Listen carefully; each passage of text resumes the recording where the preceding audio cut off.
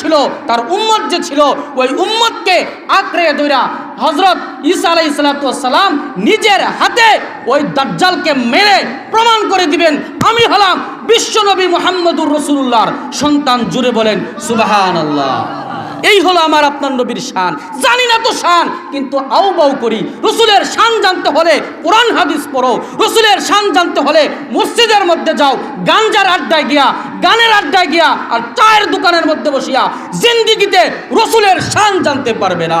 তুমি তো রসুলের আশেক বলো, তোমার মুখ দিয়া তো ফরা কোরআনে কারীমের তেলাওয়াত যেগুলো আছে এইগুলোই তো অশুদ্ধ, তোমার নামাজ তো হয় না, তুমি রসুলের হাদিস জের জবর ছাড়া চাইয়া পড়তে পারো না। তুমি রসুলের আশেক কিসের? তুমি রসুলের আশেক না, তুমি হলো ভণ্ড, তুমি ভণ্ড, তুমি ভণ্ড। জুড়ে বলেন ঠিক না বেঠিক? যে ব্যক্তি সুদ খায় জিন্দিগিতে রসুলের আশেক হইতে পারে না। যে ব্যক্তি ঘুষ খায় সে জিন্দিগিতে রসুলের আশেক হইতে পারে না। যে ব্যক্তি অন্যের সম্পদ আত্মসাৎ করে আর লাইল কাইটটা নিজের ক্ষেত বাড়ায় সে রসুলের আশেক হইতে পারে না।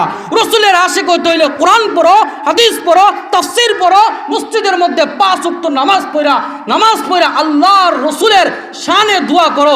দুরূদ শরীফ ডেলি পড়ো। কয়বার? তুমি 1000 বার দুরূদ শরীফ পড়ো, 1 লক্ষ বার দুরূদ শরীফ পড়ো। তাইলে না তুমি রসুলের আশেক? তুমি গান ইয়ারফোন কানের মধ্যে দিয়া তুমি গান শুনবা, হিন্দি গান, আর মুখ দিয়া বলবা আমি রসুলের আশেক।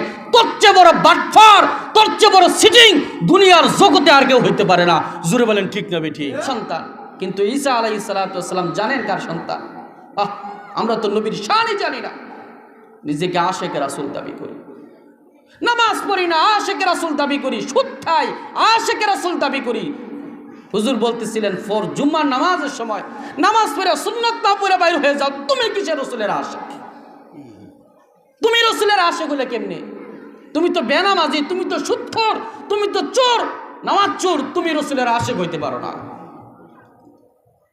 তো বলতেছিলাম আল্লাহ তাআলা দুনিয়ার ভিতরে সমস্ত পয়গম্বর আলাইহিস সালাতু ওয়াস সালামকে, দুনিয়ার সমস্ত মানুষকে বাবা মার মাধ্যমে দুনিয়ায় পাঠাইছেন। কিন্তু হযরত ঈসা আলাইহিস সালাতু ওয়াস সালামকে আল্লাহ রাব্বুল আলামিন বাবা ছাড়া মার গর্ভে দুনিয়ার ভিতরে পাঠাইছেন।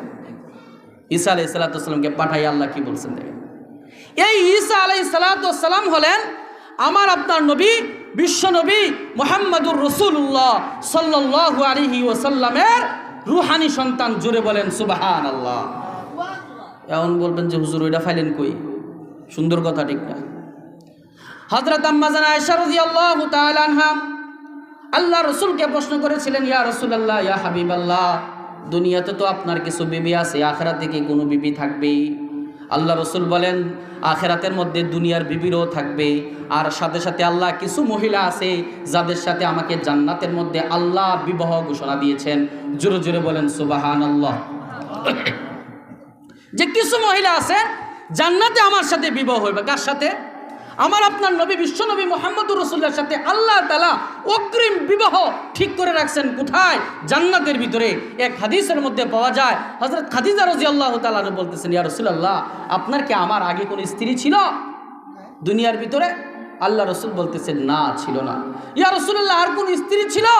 হ্যাঁ খাদিজা, তোমার আগেও আল্লাহ তাআলা আমাকে জান্নাতের ভিতরে নিয়া, হযরত জান্নাতে নিয়া কিছু মহিলার সাথে আমার বিবাহ বন্ধনে আল্লাহ আবদ্ধ করেছিলেন। এই মহিলাদের মধ্যে একজন হলো ফেরাউনের স্ত্রী আসিয়া, আর হযরত ঈসা আলাইহিস সালাতু ওয়াস সালামের আম্মা মরিয়ম আলাইহিস সালাতু ওয়াস সালাম। জোরে বলেন সুবহানাল্লাহ। ঈসা আলাইহিস সালাতু ওয়াস সালামের দুনিয়ায় বাবা ছিলেন না, দুনিয়ায় বাবা ছিলেন না, কিন্তু এই দুনিয়ার ঈসা আলাইহিস সালাতু ওয়াস সালামের মা হযরত মারিয়াম আলাইহিস সালাতু ওয়াস সালামের বিবাহ আখিরাতের মধ্যে জান্নাতের ভিতরে আমার আপনার নবী বিশ্ব নবী মুহাম্মদুর রাসূলুল্লাহ সাল্লাল্লাহু আলাইহি ওয়াসাল্লামের সাথে হবে। জোরে বলেন সুবহানাল্লাহ। যদি ঈসা আলাইহিস সালাতু ওয়াস সালামের বিবাহ আমাদের নবীর সাথে হয়, তাহলে ঈসা আলাইহিস সালাম আমরা কি হইতেছে? আমাদের রাসূলের কি হইতেছে? সন্তান হয় কিনা? বাবাই তো হয়, ঠিক ঠিক কিনা? এই জন্য আল্লাহ রাব্বুল আলামিন আরেকটা কথা আছে যে হুজুর প্রশ্ন আসতে পারে, ফুদিল জিব্রাইল বাচ্চা হইলে জিব্রাইলের না রইব, ঠিক না? ঠিক। আমাদের রাসূলের হয় কেমনি? কোরআনে কারীমের মধ্যে আল্লাহ বলছেন, যখন জিব্রাইল আলাইহিস সালাতু ওয়াস সালাম আইসা ফুদি ছিলেন, যেই সূরাতটা ধরছিলেন ফাতামাসসালা লাহা বাশারান সাবিয়্যা, তাফসীরের কিতাবের মধ্যে আছে, এই যে আল্লাহর সুরতরা যে ধরছিলেন, জিবরিল আলাইহিস সালাম কার সুরত ধরছিলেন? বিশিষ্ট মুফাসসির হযরত ইদ্রিস কান্দলভী রাহমাতুল্লাহি আলাইহি তার তাফসীরের কিতাবের মধ্যে লেখেন যে যেই সুরতরা ধরছিলেন জিবরিল আলাইহিস সালাম, এই সুরতরা অন্য কারো ছিল না। এই সুরতরা ছিল আমার আপনার নবী, বিশ্ব নবী মুহাম্মদুর রাসূলুল্লাহ সাল্লাল্লাহু আলাইহি ওয়াসাল্লামের সুরত। জুড়ে বলেন সুবহানাল্লাহ। তাহলে সুরত কার ধরলো? আমার রাসূলের। জান্নাতের মধ্যে আমার নবীর সাথে বিবাহ হবে ঈসা আলাইহিস সালামের আম্মার।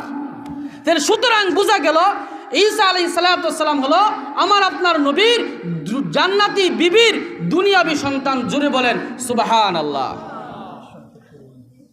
আরেকটা কথা বলে শেষ করে দিচ্ছি।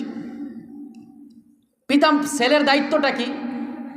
আমি যদি আমার আব্বা মারা গেলে আমার আব্বার সমস্ত সম্পদ দেখাশোনার দায়িত্ব কার? আমাদের, ঠিক না? আমাদের কি না?